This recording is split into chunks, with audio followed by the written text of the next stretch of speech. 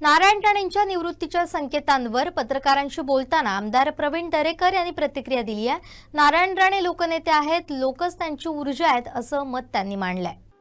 नाही, मला वाटतं निवृत्त होते असं राजकीय व्यवस्थेत कदाचित त्यांचं म्हणणं असेल, पण नारायण राणे साहेब सामाजिक राजकारण हे करत असताना ते लोकांमधला नेता आहे, लोकनेता आहे आणि त्याच्यामुळं कशा अर्थानं निवृत्त होता मला माहित नाही, पण नारायण राणे लोकांमध्येच राहतील। लोकांची ती ऊर्जा आणि लोक त्यांची ऊर्जा आहे। नगरपालिका निवडणुकीनंतर नारायण राणे हे निवडणुकीच्या सर्व प्रक्रियेपासून दूर होते।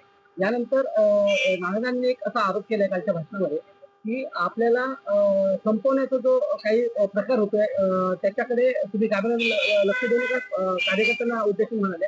रवींद्र चव्हाण यांच्याकडे त्यांचा रोग होता, कसं बघता?